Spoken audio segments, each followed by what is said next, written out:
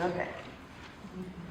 First, this is overwhelming, an incredible way to just, I'm an emotional person, and to make it even more incredible, I have a group of my athletes that showed up today. Aww. They surprised me. I didn't know that they were coming. Yeah. They knew they'd make me cry, and they're successful. I would like to thank the Minnesota Coalition of Women in Athletic Leadership and their commitment to celebrating and supporting pioneers and girls of women in sports. Thank you guys. My life motto is, if she can see her, she can be her. And honestly, throughout my life, all I wanted to be was her. I created Women for Women because I was raised by a network of strong women. And I coach the way I coach, using track as a platform to develop confidence in girls, because I saw an incredible female coach lead.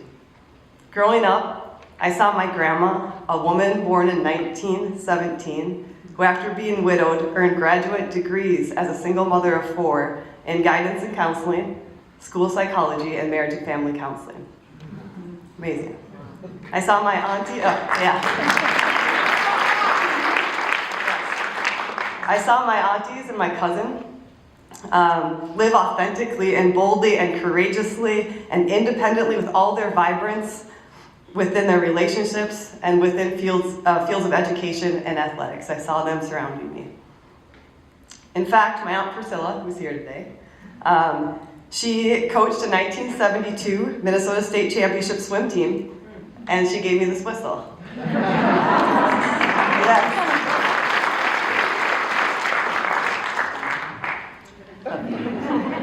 And actually, this whistle is a legacy whistle because it was given to her by the first female AD at Edina High School, and I believe the first female AD in Minnesota. So this means a lot.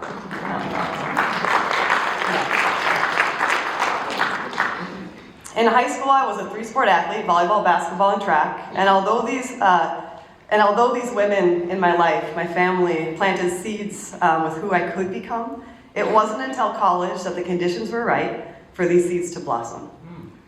You see, sports were always central to my life, but being coached, and I'm going to start crying, by my first female track and field coach, Coach Robin Balder-Lanu, it changed my life.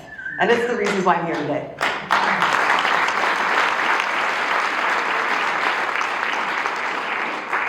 Seeing my coach, Coach Robin Balder-Lanu, coach, showed me how to artfully walk the tightrope as a woman in coaching, having high expectations while providing unwavering support, and believing in athletes more than they believed in themselves, while teaching us to fight for something greater. And the culture she created. I was surrounded by strong female athletes, many of them are also here today, my teammates, who showed me what it felt like to be surrounded by a community of strong women, where we celebrated our unique gifts, our differences, and our quirks, without needing to change to fit in. What an amazing community. You don't have to change to fit in.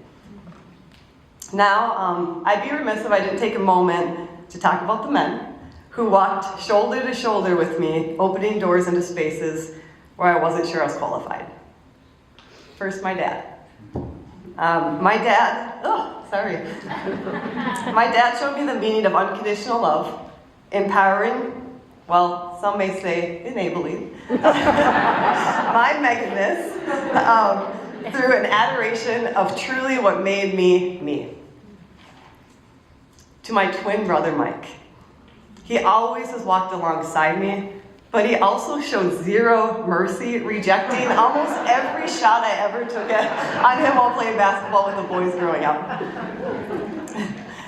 Mark Elkhorn, he opened the door to give me the honor to serve as the first female president of the Minnesota Track and Field Coaches Association. And Mark, yes, and truly, without his nudges, Women for Women may never have came to Minnesota. So thank you, Mark. And finally, this is another hard one. Without Mike Epstein, I might not have ever said yes to being the head Alexandria girls track and field coach in only my 3rd year of coaching. I was just a baby. I also would have never guessed at that time that he would years later become my partner, my stabilizing force, and my soulmate. who I now get to coach alongside every day.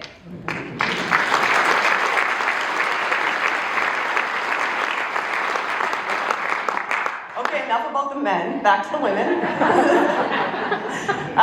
Throughout my 42 years of life, I have had the privilege to see so many women lead. But I'm just starting to understand, with a racing heart and a whistle around my neck and a baton in my hand, that somehow it's becoming my turn to be her for other girls and women, and boys and men to see lead.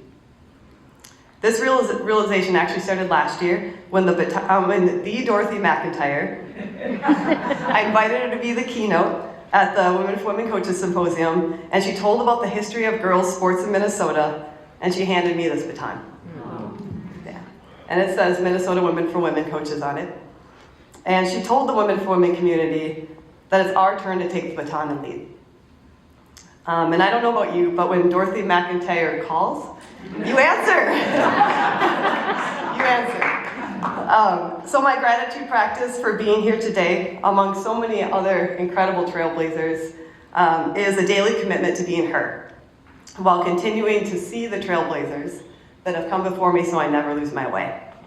This is an award of a lifetime for me. I'm humbled and honored, and still asking myself if this is real. So thank you, everybody.